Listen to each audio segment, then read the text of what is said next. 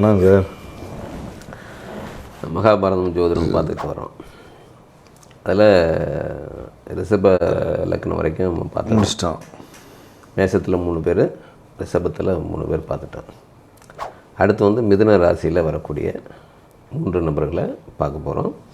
அதில் இந்த மிதுனங்கிறது ஒரு ஸ்பெஷலான லக்னம்னு வச்சுக்கலாம். அதில் இந்த மிருகசீரிட நட்சத்திரத்தினுடைய ஒரு பாதி அங்கே இருக்கும். முதல்ல உள்ள 2 பாதங்கள் வந்து உங்களுக்கு ரிஷபத்துக்கு வந்துடும். அந்த கேரக்டர் வேறு. அதே மிருகசீரிட நட்சத்திரத்தில் மிதுனத்தில் அமைகிறதுனால இந்த 3வது பாதம் 4வது பாதம் 2ம் வந்து உங்களுக்கு இங்கே அமையும். அப்போது இந்த மிதுன லக்கணத்துக்கு சொல்லக்கூடிய அந்த கேரக்டருங்கிறது வேறையாக மாறும். நட்சத்திரம் மிருகசீரிடம் தான், அதனால் அது பெண் தன்மையுடைய பகுதி ராசி, அது இது ஆண் தன்மையுடைய ராசி. இது அப்போ இங்கே ஒரு புத்திசாலித்தனமும் ஒரு சாமர்த்தியமும் இருக்கும், பலம் இருக்கும், வீரம் இருக்கும், அறிவு சார்ந்த தன்மை இருக்கும், காதல் வயப்படக்கூடியவங்களாக இருப்பாங்க. இதெல்லாம் வந்து இந்த மிதுனத்துக்கு பொருந்தும். பெரும்பாலான ஜாதகர்கள் எப்படி இருப்பாங்கன்னு கேட்டிங்கன்னா, இந்த மிதுன லக்கணத்தில் நம்ம ஏற்கனவே சொல்லியிருக்கோம். நம்ம சகாதேவன் வந்து மிதுன லக்கணத்துக்கு நம்ம சொல்லியிருப்போம். சகாதேவன் எல்லாம் தெரிந்தாலும் கூட தெரியாத மாதிரி இருக்கிறது ஒரு கேரக்டர்ஸ் நம்ம சொல்லியிருக்கோம். அந்த மிதுன லக்கணத்துக்கு இந்த சகாதேவன் மாதிரியான ஒரு 3 நபர்களை நம்ம அங்கே பார்க்க போகிறோம். அதில் நட்சத்திரத்துக்கு தகுந்தபடியே அவங்களுடைய கேரக்டரினுடைய தன்மைகள் மாறும். சகாதேவன் தான், ஆனால் நட்சத்திரத்துக்கு தகுந்தபடி கேரக்டர்கள் மாறும். பொதுவாக அந்த மிதுன லக்கணம் வந்து எப்படி கேட்டிங்கன்னா, ரொம்ப பேச்சாற்றல் உடையவங்க, பேச்சு சாமர்த்தியம் உடையவங்க, பிறரை கவரக்கூடிய விதமாக பேசக்கூடியவங்க. ஒரு விஷயத்தை சொல்ல போகிறாங்க அப்படின்னு கேட்டிங்கன்னா, அது ஒரு கதை மாதிரி சொல்லுவாங்க. ஒரு பாடம் படிக்கிறாங்கன்னா, ஸ்கூலில் படிக்கிறாங்கன்னா கூட, இன்றைக்கி என்னம்மா ஸ்கூலில் நடந்துன்னு கேட்டாக்க அவங்க பதில் எப்படி கேட்டிங்கன்னா ஒரு கதை மாதிரி சொல்லுவாங்க. டீச்சர் வந்தாங்க, அவங்க இப்படி இருந்தாங்க, இந்த மாதிரி சொன்னாங்க அப்படின்னு ஒரு கதை மாதிரி வந்து அவங்க சொன்னதை சொல்லிவிட்டு அப்புறம் ஃபினிஷிங் கொடுப்பாங்க. ஏன்னா இப்படி தான் அவங்களால எல்லா விஷயத்தையும் எடுத்துக்க முடியும். ஆக இப்படியாப்பட்டவங்க வந்து இந்த மிதுன லக்கணத்தில் பிறந்தவங்க இந்த ஒரு பகுதிங்கும்போது இது உங்களுக்கு ஒரு 60 டிகிரிலேருந்து 66 டிகிரி 40 கலை வரைக்கும் இந்த மிருகசீரிட நட்சத்திரம் வரும். இது எந்த மாதத்தில் பிறந்தவங்களுக்கு பொருந்தும் சார்? இது அதை முதல்லையே சொல்லிவிடுவோம். கரெக்டாக கேட்டிங்க. இது வந்து மார்கழி மாதத்தில் பிறந்தவங்களுக்கு பொருந்தும். மார்கழி மாதம் ஒரு 7 தேதி வரைக்கும், 1ஆம் தேதியிலேருந்து 7ஆம் தேதி வரைக்கும் இருக்கிறவங்களுக்கு இந்த இது பொருந்தும். அதுதான் இவங்களுடைய ராசி. மிதுன ராசி தான் அந்த மார்கழி மாதத்தில் 1ஆம் தேதியிலேருந்து 7ஆம் தேதிக்குள்ளே பிறந்தவங்களும் மிருகசீரிட நட்சத்திரம் அண்டு மிதுன ராசியில் தான் பிறந்திருப்பாங்க. இப்போ லக்னத்தின் அடிப்படையில் நம்ம பார்த்தோன்னு கேட்டிங்கன்னா, இந்த லக்ன புள்ளியினுடைய ஆரம்ப முனை இந்த 60 டிகிரிலேருந்து 66 டிகிரி 40 கலை வரைக்கும் அந்த லக்ன புள்ளி அமைஞ்சது அப்படின்னு கேட்டிங்கன்னா, அவங்களும் இந்த லக்னத்துக்கு, இது வந்து லக்னத்துக்கு சொல்லக்கூடியது. ராசிங்கிறது அவங்க கேட்குறாங்க அப்படிங்கிறதுக்காக நம்ம மார்கழி ஆரம்பத்துலேருந்தே சொல்லிட்டு வரோம் எல்லாத்தையும். ஆமாம், மார்கழி மாதத்தில் 1ஆம் தேதியிலேருந்து உங்களுக்கு 7ஆம் தேதி வரைக்கும் பிறந்தவங்க இந்த ராசி சம்மந்தப்படுவாங்க அப்படின்னு சொல்லியிருக்கோம். ஆனால் நம்ம எடுத்துக்கிறது இந்த லக்னத்தை தான் ரொம்ப ரொம்ப இம்பார்ட்டண்ட்டாக எடுத்துக்கிறோம். ஏன்னா அது வந்து மாறாதது. உங்களுக்கு ஒரு லக்னங்கிறது 2 மணி நேரத்தில் மாறிடும். அப்படிங்கும்போது இந்த மிருகசீரிட நட்சத்திரம் அப்படிங்கிறது உங்களுக்கு என்னென்னு கேட்டிங்கன்னா ரொம்ப குறைந்த நேரம் தான். 7 டிகிரிங்கும்போது 28 நிமிஷம்தான் அந்த லக்னம் பாசிங் ஆகிறது. இப்போ நீங்கள் பிறக்கும்போது அந்த 28 நிமிடத்தில் நீங்கள் எங்கே பிறந்திருக்கீங்கிறதுலாம் ரொம்ப முக்கியமாகிடும். அது மட்டும் இல்லாமல் இப்போ நம்ம ராசிக்குன்னு நம்ம சொல்லும்போது பார்த்திங்கன்னா தசா புத்தி வந்து இந்த செவ்வாய் திசையிலேருந்து தான் ஆரம்பிக்கும். அவங்களுக்கு 3 வருஷம் இருக்குன்னு வச்சுங்களேன். 3 வருஷத்தில் அவங்களுடைய அந்த டிகிரி சம்மந்தமாக அவங்க எந்த அளவுக்கு பாசிங்காக இருக்காங்களோ அதுக்கு தகுந்த மாதிரியாக குறையும். ஆனால் லைஃப் வந்து ஸ்டார்டிங் ரொம்ப சூப்பர் அவங்களுக்கு. செவ்வாயினுடைய நட்சத்திரத்தில் பிறக்கிறாங்க இல்லைங்களா, செவ்வாய் தசை முடிஞ்சவுடனே ராகு தசை வரும்போது ரொம்ப லைஃப் சேஞ்சிங் ஆகும். ஒரு கிரிட்டிக்கல் மைண்ட் உடையவங்க, எல்லாத்துலேயும் ஒரு கியூரியாசிட்டி எதிர்பார்ப்பாங்க, எல்லாத்தையும் கற்றுக்கணுங்கிற ஆசை இருக்கும், எல்லாத்துலேயும் பயணிக்கணுங்கிற விருப்பம் இருக்கும். அதனால் பெரும்பாலும் உங்களுக்கு எப்படின்னு கேட்டிங்கன்னா, ஒரு சின்ன வயசில் ஒரு படிப்பை சொல்லுவாங்க, அப்புறம் படிக்கிறது வேறு ஒன்றா இருக்கும், அப்புறம் வேலை பார்க்குறது சம்மந்தமில்லாத வேலையாக இருக்கும். ஆமாம், அந்த மாதிரியான ஒரு, ஏன்னா தனக்கு என்ன விருப்பம் இருக்குதோ அதில் ட்ராவல் பண்ண விரும்பக்கூடியவங்களாக பெரும்பாலும் அவங்க இருப்பாங்க. இதுதான் இந்த மிதுன லக்கணத்தினுடைய தன்மை. இப்போ இந்த தன்மை உடையவங்களுக்கு மகாபாரதத்தில் என்ன மாதிரியான ஒரு கேரக்டர் வந்து இணைஞ்சதுனாக்க சரியாக இருக்குன்னு பார்த்தோம்னா, அதில் மகாபாரதத்தில் நிறைய கேரக்டர்கள் இருந்தாலும் நம்ம தொடர்ந்து பெண் கேரக்டர்களாக சொல்லிட்டு வராங்க. தெரியுங்களா? ஏன்னா நம்ம லக்னம் சொல்லும்போது நிறைய பேர் கேட்டாங்க, நீங்கள் பெண்களையே சொல்லவே இல்லையான்னாங்க. அது லக்னத்துக்காக நம்ம எடுத்துக்கிட்டு ஒரு எல்லாமே ஆண் கேரக்டராக நம்ம சொல்லிட்டோம். இப்போ இந்த இடும்பி கேரக்டர் வரைக்கும் இங்கே பெண் கேரக்டர் எடுக்கிறோம்.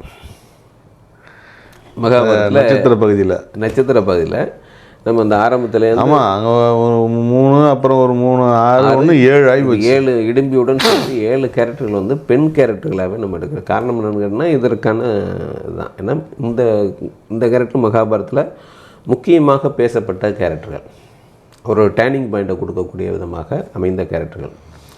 ஆகையினால அப்போ இந்த பெண் கேரக்டர்களை பற்றி பேச வேண்டியது இன்னொரு 3 பெண்கள் இருக்காங்க. காந்தாரி அண்டு பாஞ்சாலி 2 பேர் என்ன இதில் இருக்காங்க. அப்போது இந்த ஏன் பெண்கள் கேரக்டரை நம்ம எடுத்துகிட்டு பேசுகிற காரணம் இதுதான். ஏன்னா இவங்கெல்லாம் முக்கியமான கேரக்டர்ஸு. அவங்க எந்த பகுதியில் வர்றாங்க அப்படிங்கிறதுக்காக தான் இந்த நட்சத்திர பகுதியில் அவங்களெல்லாம் நினச்சி. ஏன்னா ரொம்ப பெரிய கேரக்டர் கிடையாது, ஆனால் ரொம்ப முக்கியமான கேரக்டராக இருக்குது. நட்சத்திர கேரக்டரோட ஒத்து போகிறாங்க. அதை எடுத்துனா அதில் இந்த இடும்பி எடுக்கிறதுக்கு மிக முக்கியமான காரணம் என்னென்னு கேட்டிங்கன்னா, அரக்கியாக இருந்தாலும் கூட அவங்க காதல் வயப்படுறாங்க, மனிதர்கள் மேலே ஆசைப்படுறாங்க அப்படிங்கிற மாதிரியான ஒரு கேரக்டர். 2வது, இயல்பாக அவங்களால அரக்கியாக இருக்க முடியல அப்படிங்கிறதுக்காக தான் இந்த கேரக்டர் எடுத்துக்கிறேன். மிருகசீரிட நட்சத்திரங்கிறது ஒரு இந்த மாதிரியாக செவ்வாயுடைய நட்சத்திரம் அப்படின்னாக்க மிகுந்த ஆதிக்கம் உடையதாக இருக்கும். அது இல்லாமல் ஒரு பெண்ணாக இருந்தாலும் ஆண் தன்மையுடைய கேரக்டராக அந்த இருக்கணும் அப்படிங்கிறதுக்காக தான் இந்த இடும்பியை நம்ம எடுத்திருக்கோம். இடும்பி வந்து மகாபாரதத்தில் எங்கே வர்றாங்கன்னு கேட்டிங்கன்னா, அரக்கு மலையில் எரிக்கிறதுக்கான ஏற்பாடு பண்ணுவாங்க இல்லைங்களா. அதற்கு பிறகு அவங்க அங்கே அந்த அரக்கு மலையிலேருந்து பாண்டவர்கள் எல்லாருமே தப்பிச்சு வரும்போது வனத்தில் இந்த மாதிரியான ஒரு பகுதியை சந்திக்கிறாங்க. சந்திக்கும் போது இவங்க என்ன பண்ணுறாங்க, வழியில் வந்துக்கிட்டு இருக்கும்போது இவங்க அந்த வனப்பகுதியினுடைய எல்லையில் நுழையும் போதே இடும்பின்னு ஒரு 2 அண்ணன் தங்கச்சி இருக்காங்க இல்லைங்களா. அதில் இடும்பனுக்கு இந்த மனிதர்களுடைய வாசம் வருது, நீ போய் அவங்களெல்லாம் நம்ம இடத்துக்கு கூட்டிகிட்டு வந்துடு அப்படின்னு சொல்லி இந்த இடும்பியை அனுப்புவாங்க. ஏன்னா நரமாமிசம் சாப்பிட்டு ரொம்ப நாளாச்சு, யாரும் வர்றதில்லை. அப்படிங்கும்போது நமக்கு ஒரு மாதத்துக்கான தேவையான உணவு இருக்குது நமக்கு அப்படின்னு சொன்னோன்னா இப்போ இடும்பி போவாங்க. அதே நோக்கத்தோடு தான் போவாங்க. போனாக்க பீமன் வந்து எல்லாத்துக்கும் ஒரு பாதுகாப்பான இடத்துல படுக்க வச்சுட்டு இருக்கணுங்கிறதுக்காக ஒரு செட்டப் பண்ணுவோம். இப்போ இடும்பி என்ன பண்ணுவோம், ஒரு மாறு வேஷம் எடுத்துக்கிட்டு அந்த இவங்க பாண்டவர் இருக்கிற இடத்துக்கு வருவாள். வந்து எல்லாத்தையும் ஒத்து பார்ப்பா. எல்லாம் ரெஸ்ட்டில் இருப்பாங்க, பீமன் மட்டும் காவல் காத்துட்டு இருப்பாரு. நல்லா தூக்கத்தில் இருக்காங்க. காவலுக்கு பீமன் உட்காந்துருக்கான். பீமனை பார்த்தோம்னா இவளுக்கு ஒரு வித்தியாசமான உணர்வுகள் தோணுது. ஏன்னா காதல் வாய்ப்படுறேன். ஏன்னா ஒரு அரக்கி குலமாகவே இருந்தாலும் கொண்டு ஒரு பெண் இல்லையா, அது தன்னை அந்த ஒரு பலசாலியான ஒரு தோட்டத்தை பார்த்தோம்னா அவளுக்கு அவன் மேலே வந்து ஒரு விருப்பம் வருது. இருந்தாலும் இவங்களை எப்படி கூட்டு போகிறது நம்ம ஏரியாவுக்கு அப்படின்னு ஒரு யோசிச்சுக்கிட்டு இருப்பான். சார், இப்போ இடையில் ஒரு சந்தேகம் என்னென்னா, அது ரொம்ப நாளாக அவங்ககிட்ட கேட்கணுன்னு. சரி, இப்போ நம்ம எல்லாருக்கும் எல்லா லக்கணத்துக்கும் தான் நம்ம பலன் சொல்கிறோம், தான் கேட்குறாங்க. ஓகே, இப்போ எந்த லக்கணத்துக்காரங்க இந்த ஜாதகத்தை விரும்பி பார்ப்பாங்க, யார் இதை பார்க்குற மாதிரி இருப்பாங்க? ஓகே ஓகே ஓகே அந்த அது நம்ம ஜோதிடம் நம்ம படிக்கிறோம், இது ஒரு விதம்னு வச்சுங்களேன். படித்தோன்னு ஆர்வத்தில் வந்து நம்ம எல்லாத்துக்கும் எல்லா விஷயத்தையும் நம்ம சொல்லிடலாம் நம்ம நினைப்போம். அப்படி முடியாது. நீங்கள் ஒவ்வொருத்தருக்கும் அவங்களுக்கு டைப்புக்கு தகுந்த மாதிரி தான் நீங்கள் ஜாதகம் சொல்கிற மாதிரி இருக்குமே தவிர, நம்ம வந்து இங்கே புக்கில் படித்ததையோ நம்ம அனுபவத்தையெல்லாம் தூக்கி கொண்டு அவங்கள்ட்ட நீங்கள் திணிச்சிட முடியாது. நீங்கள் ஒரு பலனை சொல்லிக்கிட்டு இருக்கும்போதே குறுக்க பூந்துடுவாங்க, நம்மளை பேச விட மாட்டாங்க. ஆனால் காலம் தடுக்குதுன்னு அர்த்தம். நான் முந்தையெல்லாம் கொஞ்சம் அவசரப்படுவேன், எப்படியாவது திரும்ப அதை சொல்லிடணும்னு பார்ப்பேன். ஆனால் காலம் அனுமதிக்கலைன்னு அர்த்தம். நீங்கள் பேசும்போது உங்களுக்கு குறுக்க பேசுகிறாங்க, நம்ம சொல்ல விடாமல் அவங்க தடுக்கிறாங்க. சில பேர் அமைதியாக கேட்டே இருப்பாங்க சார். இது நீங்கள் அப்படி என்ன சொல்கிற 12 லக்கணத்துக்காரங்களும் எப்படி பலன், ஏன்னா ஒவ்வொருத்தருக்கும் ஒரு மாதிரி சொல்கிறோம் இல்லைங்களா. அந்த 12 கேரக்டர் எதை அப்சர்வ் பண்ணுறது, எதை எப்படி ரியாக்ட் பண்ணுறது, அவங்களுக்கு தகுந்த மாதிரி போயிடுவேன். 12 கேரக்டர்களுக்கு தகுந்த மாதிரியாக தான் நம்ம பலன் சொல்ல முடியுமே தவிர, நீங்கள் முழுதாக என்ன இப்போ அவங்கள தொடணும். மேச லக்னம்னா அவங்களுடைய பலம் எது பலகீனம் எதுன்னு நமக்கு தெரியணும். அவங்களுடைய பலகீனத்தில் நீங்கள் டச் பண்ணிங்கன்னா தான் அவங்களுக்கு நம்ம சொல்கிறத அவங்களால கேட்க முடியும். என்னன்னு கேட்டிங்கன்னா மேச லக்னம் எதையுமே வாய் திறந்து கேட்க மாட்டாங்க, நம்மளாக சொல்லணும்னு நினைப்பாங்க. நம்பிக்கை இல்லாத நபர் மாதிரி உட்காந்துருப்பாங்க. அப்போ அவங்களுக்கு எப்படி சொல்லணும்னு ஆரம்பத்துலேருந்தே நம்ம வந்து அவங்கள என்னென்னா அவங்களுடைய ஐடியா இதுதான் தெரிஞ்சுட்டு அதற்கு தகுந்த மாதிரி தான் பலன் சொன்னால் தான் அவங்க ஏற்றுக்குவாங்க. இது மேச லக்னம், இப்படி தான் அவங்க இருப்பாங்க. ரிஷபம் என்னன்னா நம்மளை ஊடுருவி பார்ப்பாங்க. நம்ம என்ன சொல்கிறோம், அதாவது சரியாக சொன்னாலும் தப்பாக சொன்னாலும் ஒரே ரியாக்ஷன் காட்டுவாங்க. ஆமாம், அது அப்படி தானே. ஏன்னா நம்மளை சொல்கிறதெல்லாம் அவங்க கேட்குறது அப்படி கேட்பாங்க. இடையில வந்து ஒரு வித்தியாசமான கேள்வியெல்லாம் கேட்பாங்க ரிஷபம். என்னென்னா நம்மளை வந்து ஆராய்ச்சி பண்ணிக்கிட்டு இருப்பாங்க, ஜோதிடர்களை ஆராய்ச்சி செய்யக்கூடியதாக அவங்க இருப்பாங்க. பெருசாக மறுக்கவும் மாட்டாங்க, ரொம்ப இன்வால்வ் ஆகி அஹான்னு சிரிச்சிடவும் மாட்டாங்க, ரொம்ப அருமையாக இருக்குன்னு சொல்லிடவும் மாட்டாங்க. ரெண்டுமே நடக்காதுன்னு வச்சுங்க. மிதுனம் அப்படி இல்லை. மிதுனம் வந்து எப்படி கேட்டிங்கன்னா பல பேரிடம் பார்க்கக்கூடிய நபர்களாக இருப்பாங்க. ஒரே ஜோதிடர் ஒரே மருத்துவர் அப்படிலாம் இல்லாமல் என்ன பண்ணுவாங்கன்னா நம்ம சொல்கிறதுக்கு முன்னாடி அவங்க தன்னை பற்றியான எல்லா விஷயங்களையும் சொல்லிடுவாங்க. ஜோதிடருக்கு ஈஸியாக இருக்கும், ஆனால் அவங்க கேரக்டர் தான். எனக்கு இதெல்லாம் பிரச்சனை இருக்குது, எனக்கு என்னதெல்லாம் இருக்குது, நான் இப்படியெல்லாம் இத்தனை பேர்கிட்ட போய் பார்த்துருக்கேன், அவங்க இப்படி சொல்லியிருக்காங்க, நீங்கள் என்ன சொல்கிறீங்க அப்படிங்கிற பாயிண்ட்டு கொண்டு வந்து நிறுத்திடுவாங்க. அப்போ இவங்களுக்கு பலன் சொல்கிறது நமக்கு எளிதாக இருந்தாலும் கூட அவங்க ஒரு புத்திசாலி, பயங்கரமான புத்திசாலி. ஏன்னா எல்லாத்தையும் கேட்டுட்டேன், அவங்களாம் இப்படி சொல்லியிருக்காங்க, நீங்கள் என்ன சொல்ல போகிறீங்க உங்கள் டார்கெட் ஆகிடும் ஜோதிடருக்கு. ஏன்னா இவர் ஏதாவது வித்தியாசமாக சொல்லி ஆகணும் அப்படிங்கிற மாதிரி ஆகிடும். அந்த மாதிரி டைப்பு. கடகம் அப்படி இல்லை. கடகம் அது ராஜ லக்னம். ரொம்ப விருப்பமாக கேட்பாங்க, ஆனால் செயல்படுவாங்களான்னா அப்படி செயல்பட மாட்டாங்க. ஆமாம், கடகம் வந்து அது ஒரு தனி டைப், அது ராஜ லக்னம். எத்தனை இருந்தாலும் ஆனால் ஒரு இன்செர்ட் பண்ண மாட்டாங்க, ஒரு ஜோதிடரை வந்து இது பண்ண மாட்டாங்க. இது வந்து நமக்கு எங்கே பயன்படும், இவர்கள் எங்கே நமக்கு பயன்படுவாங்க, பயன்படுத்த முடியும் அவங்களால ஜோதிடர். அந்த மாதிரி டைப்பாக இருப்பாங்க. சிம்மம் வந்து பெரும்பாலும் பார்க்க மாட்டாங்க.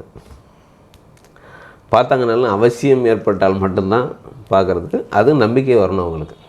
பொதுவாக முதல்ல நம்பவே மாட்டாங்க. அப்புறம் தேர்ந்தெடுத்து ஒரு நபரை நம்பிட்டாங்கன்னா அதுலேருந்து விலக மாட்டாங்க. இந்த மாதிரி சிம்மம் இருப்பாங்க. கன்னி சொல்லவே வேண்டியதில்லை. கன்னி எப்படி கேட்டிங்கன்னா முதல்ல நம்மளை பேசவே விட மாட்டாங்க. அவங்களே பேசி அவங்களே முடிவெடுத்து அவங்களே பண்ணி பலன் சொல்லிடுவாங்க. சொல்லிவிட்டு கிளம்பிடுவாங்க. நம்ம ஒன்றுமே சொல்லியிருக்க மாட்டாங்க. ஊங்கொட்டது மேலே மட்டும்தான். என்ன காரணம்னு கேட்டிங்கன்னா அவங்களுடைய புத்திசாலித்தனத்தை நம்மகிட்ட காமிக்கிறதுக்கு தான் வருவாங்களே தவிர நம்மள்கிட்ட என்ன இருக்குங்கிறது கேட்குறதுக்கு பெரும்பாலும் வர மாட்டாங்க. இதனால் என்னன்னு கேட்டிங்கன்னா பல ஜோதிடரை போய் ஆராய்ச்சி பண்ணிகிட்டு இருப்பாங்க.